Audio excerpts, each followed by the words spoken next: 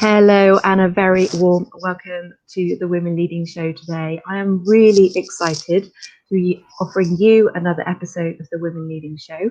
Thank you for watching, thank you for listening, thank you for sharing with your friends, because today's topic, all our topics are always really important for leadership and for women, but today's topic, I feel, is especially important, and not just for women. So my plea today is if any men end up watching this by accident, or if you just happen to sort of jump in and think, oh, I wonder what this is about, please stay tuned, because personally, and as I'm sure our guest will start talking about in a minute, this is so important. I'd say even more important for men to embrace this topic, especially managers and male managers. And that's said with love and with kindness, and with gratitude for men and women that are leading. But there's a really important message to today's show. So very welcome, very big welcome to you. My name is Jo Baldwin, Trott, the host of the Women Leading Show and author and publisher of the Women Leading books. And I'm very thrilled to welcome today my very, very special guest, Adelle Martin. Hi, Adelle. Hi, Jo, and thank you so much for allowing me here to share my story. Thank you. Such a pleasure. You honestly, whenever we speak, you always end up moving me to tears. So I'm going to try not to cry today. You know, don't think anyone really necessarily is tuning in to watch me bawl my eyes out. But it's such a powerful topic, and it's especially powerful to talk about menopause the way you do. So, Adelle, you are an executive midlife and menopause coach. You really do walk your walk and talk your talk, and I'm really thrilled to be bringing this subject up. I'd just like to give a little prerequisite, because the Being Fine book, which is my last book I published, one of my authors, who was a man, wrote a whole chapter about his menopause, was the title, his menopause, because menopause affects so many people. Most of all, the woman going through it, but the repercussions and the ripple effects of menopause are immense. And this poor guy, incredible story, Being Fine is obviously available on Amazon, but his story about how the menopause impacted his whole family, his daughter, as well as obviously his wife, was really powerful. So Adelle, let's kick off with what do you feel is, let's start with the takeaway, because we'll do another takeaway at the end, but I really want this to be one of the most valuable live broadcasts that any woman or man can watch about the menopause. So what would be, let's start with the powerful thing, what would be your first takeaway that you could give our viewers today about coping with menopause? I think for me is probably from my lesson that caused my particular breakdown is that I never spoke about it. I didn't talk to anybody around me in terms of my family. I certainly didn't talk to anybody at work about how I was feeling, and how I was just lost for words, and I just felt I just didn't have the confidence to talk about it, and I think that's the biggest thing that I've noticed. So that was me 11 years ago when I was 40 in the boardroom. I just couldn't explain how I was feeling. Fast forward now, 11 years on, and I'm so pleased that it's more spoken about. We have a long way to go. Don't get me wrong, but I feel now, if I was in that same position, I felt that I could reach out. And what I would say is, you have to talk about it. You have to talk about it, and you have to get curious, because there isn't a perfect solution, and not everybody does share it. So for me, I would say you must talk about it, and talk to the people closest around you would be the biggest thing that I didn't do. And so why, it sounds like an obvious question, but why do you feel now, on reflection, why do you feel you wouldn't speak about it? I didn't understand it. I just did not understand what menopause was about. And the stigma was that it was something perhaps my grandmother or great-grandmother would have gone through. And if you'd Googled it at the time, and I did, it was, the people on the images did not look like me. And when I did start to talk about it, it was put back to me that, well, it's fatigue, it's tiredness, perhaps you're doing too much, perhaps you're doing it all. Because Jo, when I look back at that time, I was probably, in my family, the first woman in the boardroom at that age, at 40, having the opportunity. It wasn't because my mother and my grandmother didn't. They didn't have the opportunities that I had. And I was stepping into that boardroom in a leadership role, but I hadn't prepared. I'd prepared for my career, but not how my body would change at 40. So, I talk about leading a new type of change, and I didn't know I couldn't even lead what I didn't understand. So that is what has changed over the last 11 years, and then having the confidence to do it. But when I did start to talk about it, it was fatigue, it was, depression. But Jo, it was more than that. I was curious and restless, and I wouldn't take that as an answer. And ultimately, I just kept going, which meant that I ultimately had to take time off. I was very poorly because I was just broken by not only how my body was reacting, but not being able to understand why. And that is what had happened to me. So towards the end, I couldn't articulate, because I just couldn't even articulate to myself or understand what was going on in my body. So that was where that came. So I had it all, Jo. I had a great job, great career that I'd worked hard for, a wonderful family, and yet it didn't feel like it. Which was, ultimately caused my breakdown in the boardroom. So there's two things I'd like to cover there that you've mentioned. The very fact that you had it all, but actually that it was mentioned down the line that was the reason why you're feeling the way you were. But also, what I'd firstly like to ask you to is share how it really manifested in your life, the menopause, because obviously it's so diverse, isn't it? The symptoms of menopause. So can you share? Are you happy to share with us what exactly a day? So what was a day like for Adelle Martin, rocking up into the boardroom, looking the bee's knees, I'm sure, because you're gorgeous and But what was a day? What was possibly one of your, if you don't mind sharing, one of your worst days when you were going through that? What did that look like for you? Absolutely. So waking up ready to sort of get into the city via a school run. So getting up and feeling literally like my head and my body are detached in terms of energy and fatigue. But when people go, Mum, are you ready yet? Mum, she was doing her GCSEs. Mum, I've got a prayer. Mum, where's my netball kit? Mum, right, I'll be there in a minute. And you just go, Jo, honestly, there is a deep resilience where you go onto autopilot. Yeah, you just dig in deep.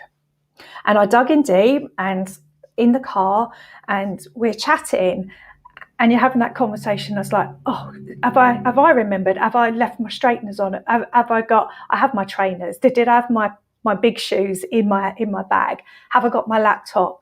And it just felt, an element of OCD. Have I got? Because it's just having that brain fog. So in the car, dropped off to the station, and thinking, what's going on today? Who am I meeting? What papers have I got? I was working on a project. The team were already sending me. And to be honest, I would say I would just call it an out of body experience. And I was just going and going and going. And then, Jo, when I did catch a moment, perhaps of quiet time on my own, I didn't want to, because I thought I would cry. And if I cried, I wouldn't stop. Okay. So I was then going, I'm going to be busy. I'm going to eat. I would probably say during that time, my food slipped in terms of my great habits. I've always been very sporty. Just the little things were slipping because I just wanted to just keep going, because now I know I was scared of stopping, because if I stopped, I think I would have just cried. I kept going, and then you leave London and you come home. And I probably did that without realising for about a good 6 to 7 months. And that's sort of through the summer. And you just keep going. And then as I entered into the winter, there was one particular day where I did that. But I even then knew I just did not feel right. And coming back from that particular time, I was off to the airport, and it was again quite normal, hot flushes. But Joe, I just put the hot flushes down to rushing everywhere, the brain fog because I was busy, the tiredness because isn't that what all women are, tired sometimes?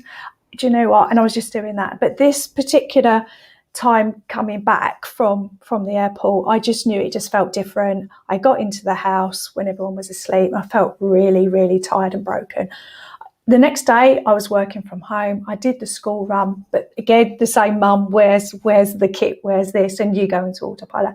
But this time I just don't know how I got home on that motorway. I went to my mother's and I just said, Mum, make it stop. Please make this stop. And that was that breaking point. And that was when I went to bed for about 2 weeks, and everybody around me said, Adelle, why didn't you tell me? I said, because I couldn't tell myself, I didn't understand.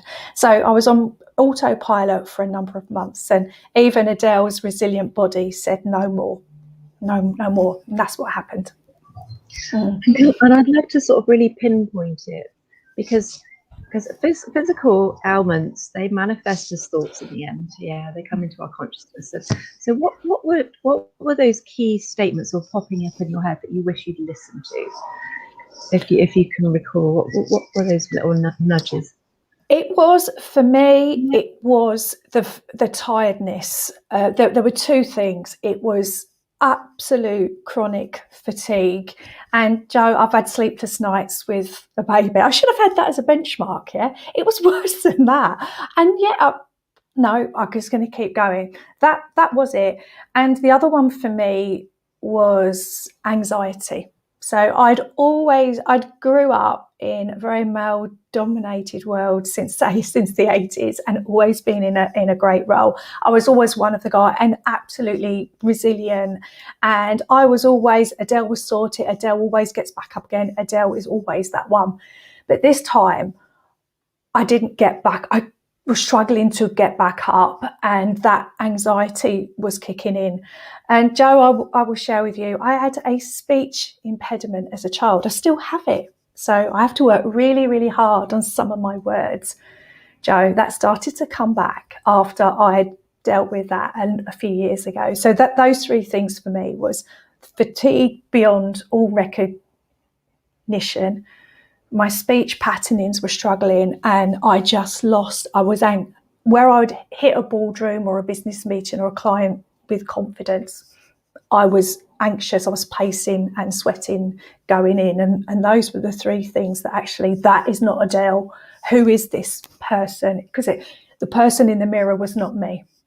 But Joe, I'd lost her so slowly but surely. I just ignored the signs. So those were probably the three. If I was going to talk to my 40-year-old self, or any woman on here, just one of those, stop and ask questions. I should have done. Yeah, and so for loved ones of, partners, husbands, wives of women that are going through this, if you're hearing these comments from your loved ones, that I just feel so tired, or just really, I feel really like I'm obviously, unfortunately at the moment there's a lot of anxiety about all sorts of things, but generally speaking, if these are the comments that are coming, and it's all back looped to sort of this fine word as well, isn't it? No, I'm fine, I'm going to carry on. So just really listen to those, and listen as well to your body. But I feel that loved ones want to help you, don't they? But the trouble is, unless we're conveying those messages, unless we're really being honest and sharing, and you really explained it beautifully. I know what it's like to be a frantic mum, and to just be managing and mum this, mum that, and you just keep going. So it's very easy to sort of slowly spiral down until, unfortunately, things like you say, you have to end up in bed for 2 weeks, or that's when the illnesses can really kick in. Absolutely. Okay, fantastic. And I'd like to ask you how that manifested in the boardroom, because things really started to kick off there, didn't they? Yeah, absolutely. And there's two elements to it. So I have my role in the boardroom, and then the role with my team behind me.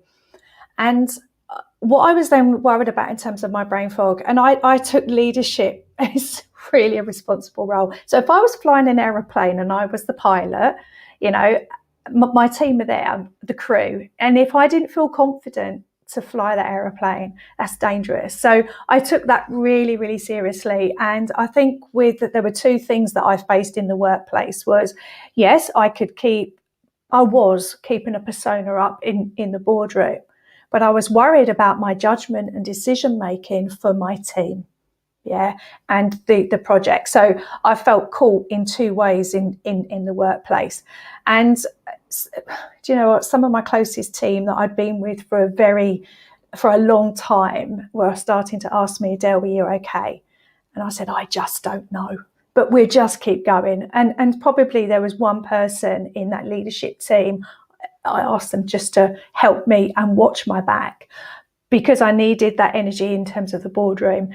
And it was explaining into that boardroom, Joe, and when I was in there, I was absolutely fine. But what I felt was the preparation. I do like to prepare, but what might be an hour before felt like 2 days, because I was so scared of making a mistake or not thinking straight. And it ended up, the best bit was when I went back after my 3 months and shared my story. It was like, why didn't you tell us? I said, I just didn't know. So I was then I actually went back in a completely different role and went back into sort of HR culture and started to work in the workplace. And they were absolutely amazing. And that's when they said, and I said, we don't want another woman to go through what I did. And that was when I was able to share my story. And I went back openly and said, this is why I had 3 months off. And this is why I'm going to do what I'm going to do. And then even the boardroom and the colleagues said, how can we help other women share the story before it's too late, like me? So learn from my mistakes. So it was amazing to go back to. I felt such a huge relief that people were taking this seriously, and I was able to help shape that. Yeah, which is why it's so important you are sharing your story, I feel, because ultimately you would hope the people that are employing you, and rightly so, that they will care about you and they'll want to help. But the challenge is getting out of your way, is getting out of your own way and saying, right, I'm going to share this. I'm going to go to my manager or HR department, personnel, whoever it is and whoever you work for, and say, look, I feel like I'm going through this. Because what we haven't even mentioned yet, which is really interesting in itself, is the bringing of the medical situation. Obviously, it's a medical situation. Your body is literally changing, and but the priority and the concern is, it starts with, and I've heard this so many times, it starts with work, which sadly isn't right, is it? It just feels like actually we should be starting with, well, what's happening with me? I need some medical help, and then. But I just wanted to just mention there that so if anyone's watching this thinking, well, all my bosses are male, it's a very male-dominated environment. It doesn't matter, it really doesn't matter, and your health and your welfare matter the most. And I would really implore you, if you don't get the right response and there's no other avenues, then take the extreme measure. Just go to your doctor anyway, obviously. But I've seen this in the police force, that actually some people have to just go to the doctor and say, Doc, you need to sign me off. I'm sick, and nobody's listening. It's not ideal, but it really is your health, is the most important.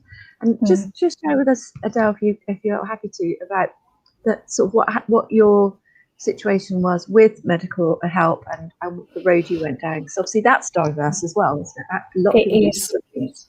Absolutely. So 11 years ago, when I went into the doctors to face into it, I was, at the time 11 years ago, said antidepressants. And I said, no.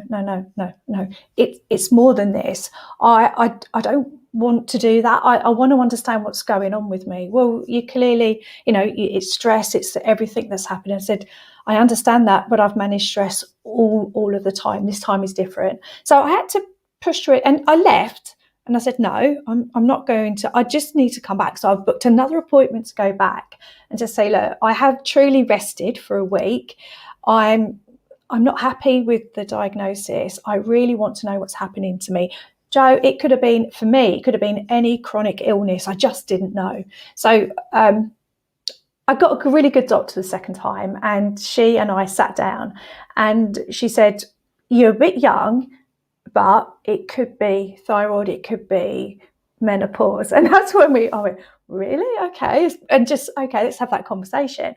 And then I went back with all of the blood results. And more importantly, when I actually was calm and away from work, I could actually realise this was what was wrong with my body. I sat down with her and she said, yes, it seems like you are. And actually, Adelle, both of your estrogen and progesterone levels are really low. You are really out the other side. So in theory, I'd pushed through my perimenopause quite quickly.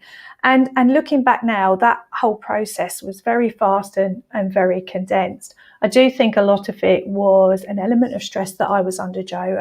And from that day onwards, I do a lot of rigor around talking to women around the impact that stress has on our body during that period.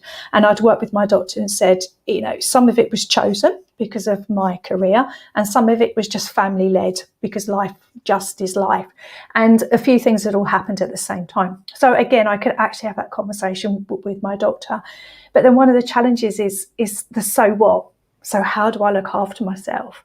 And it was, well, you might have to make a decision to go back to work and the stress. I went, whoa, okay. So now you're telling me I might have to make a decision between my career and my body that I've just spent 40 years on every MBA leadership program going. My daughter's finally going to go to sixth form, and you're telling me my life is over? I was like, no, I don't think so. She went, well, you're a long... I said, oh, no. So I actually applied for a sabbatical, and I took that, and I went back to school. I'd done an MBA, and now I was doing Adele's body version of an MBA. And that's when I realised how my body was changing and why. Because I was always that horrible child. Why, mum?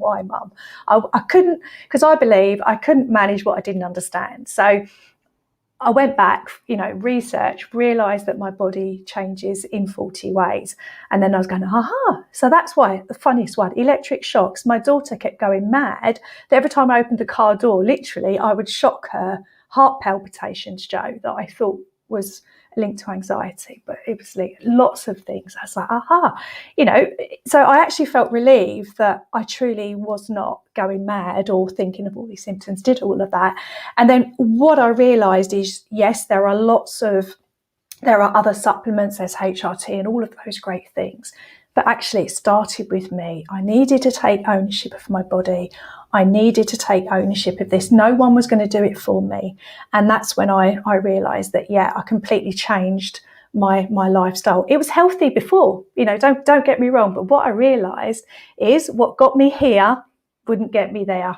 And that was all of my leadership skills truly come to fruition, from stakeholder management to leadership through change. I love that, but God, did I realise how much I changed. So I did all of that. And then more importantly, I went back to work. And from that day, I have been able to coach women in corporate and business women as well, and just really using my formula and system and the science to do it. And then I went back to my doctor, and again, I've been helping and sharing it. So I had to go and find out for myself. And again, at least now, 11 years on, it's by nowhere near as perfect. And sometimes I do help women go into the doctors so that a lot of doctors are far more informed. And I still know there are consequences where they're not. But for me, to get the best outcome is for a woman to really own it and understand it and lean into it. And sometimes, Joe, we don't want to face in it. So probably the biggest relationship I had to manage first before my family was the one with me. Yeah. What does Adelle look like? What will I be now in this body and the way I am? Because if I couldn't lead myself through this, Joe, I couldn't lead my family, and I couldn't go back and lead a large team and I just couldn't. So I needed to do some grieving and reconciliation myself. Once I sorted Adelle out, sorted the family out, I got back to work, and I haven't looked back since. That's such a beautiful way of putting it, you know. And obviously, I'll just mention now that I'm really thrilled that you're joining the Women Leading next book, which is Women Leading in Our New World. It's your first publication. However, you have pretty much written your book now, or you're almost finished. Yeah, you've written your own book. So I'm really thrilled that you are, because exactly what you just said. If we're to lead everyone else, if we start with our own lives. And that can mean making big decisions, but the wonderful thing you managed to do was embrace all of it. And even though your doctor's saying, well, you choose health or you choose career, and you're like, no, I choose both, but I'm going to get my health right first and then my career, or whichever way around I did that. But anyway, it's that I hear that so much. It's like, you know, why and this, the reasons all my friends, obviously I'm in the same age as you, but there are so many reasons my friends sort of say they hold back from being really upfront about menopause are career, that the career has to stop, that nobody will get it, and also, like you beautifully just put, the grieving that then needs to take place. But as a homeopath and a naturopath called Sarah Davison, I highly recommend her to anyone who would like some nutritional naturopathic help. And she has really reformed my mind a long while ago now about menopause. Actually, it's time for celebration. It's time for a new journey. It's time for, you know, and I've never felt better. I literally have never felt better in my body, in myself. You know, hallelujah, thank goodness.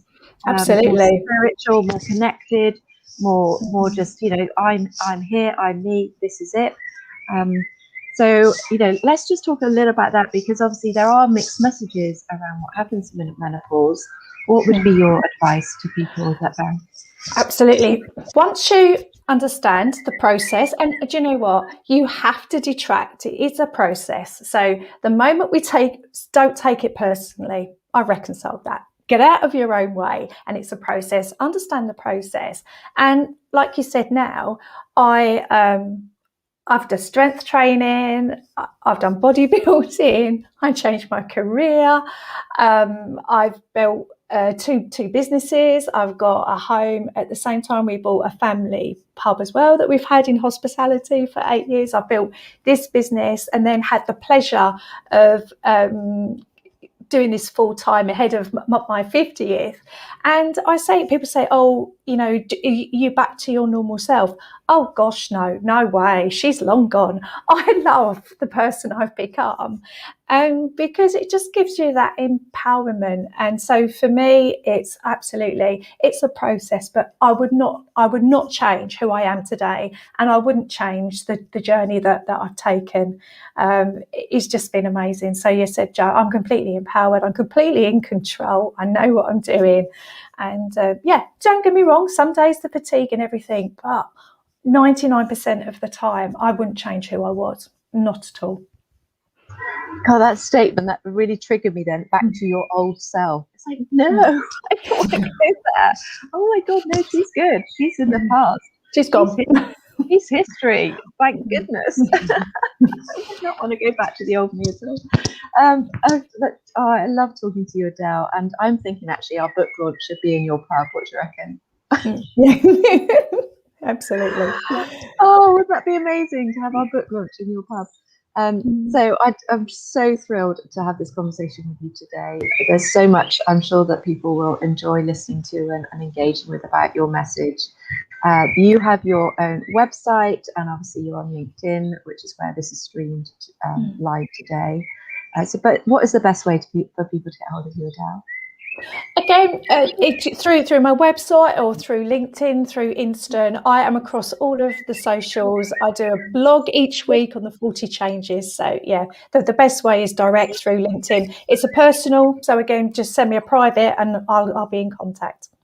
Yeah, brilliant. And your website is executivemidlife.coach. It is. That's where I am. Got that right. Yeah, that's been fantastic. I love your kind of openness to share. But I really do hope that men watch this as well as women, because I feel that this is where we can turn the corner, because, you know, still, sadly, most management is male dominated. But like you said, like you've literally shared your business that you worked for, they embraced you going back and say, look, you know, we want to support, we don't want this to happen to another woman. How many women are actually leaving their careers, their incredible pathways to success, and then leaving because they fear sharing that it's just menopause? Oh gosh, that phrase really gets my goat. Just menopause. It's not just menopause. It's a complete flip in the female system. And you know, I just really am grateful for you sharing your message, Adelle, to get this conversation out there. Let's talk more about it, and reach out and help other people to make changes that they can. And if you don't, one thing I'd really like to bring in before I'd like your last bit of advice for our listeners, Adelle, is if you go to your doctors and you hear, oh, go on to antidepressants, or maybe it's this, maybe it's that, and you're feeling that this is menopause, see another doctor. Keep seeing the doctors until you feel someone connects with what you're feeling is your truth from the inside, from your heart. Your heart and your soul knows what's going on. So dig deep and ask those voices, and wait till you hear a doctor that makes sense for you. Just keep going back. You know, whether that be a male or a female, it really doesn't matter. But getting the right medical help feels like the most important thing. Adelle, I know you're releasing your book in October. You've got this amazing program. Let's give a final last message takeaway, little bonus from Adelle of what people can do to help them through this midlife change. Absolutely. So what I would say to any woman as you approach 39 or you're over is get curious. Your body does change. This process, Jo, is not optional. Okay, so just prepare as you would do any change, any event. Prepare for it would be the biggest thing, and it's the one thing I say to everybody I come in contact with. Prepare for the change. It will happen. Fantastic. Thank you so much. It's been just amazing talking to you. Thank you for sharing today, Adelle. I'm really looking forward to reading your words in the Women Leading book. Thank you for having me. So excited. Oh, no, it's been a fantastic conversation. I hope it's given you as listeners and viewers lots of value. The Women Leading book will be out in the summer. Please get in touch with me at the Women Leading Global at gmail.com. Or just my name, jobaldwintrott.com is my website. So please get in touch if you'd like to know more about that, and I can put you on the waiting list for this exciting book with messages from women like Adelle, all about how to lead and manage the challenges and the changes. Okay, that's it from me. Thank you, Adelle. Thank you for listening, and please share the message. I look forward to coming back soon. I'm Jo Baldwin Trott. Take care for now. Bye-bye.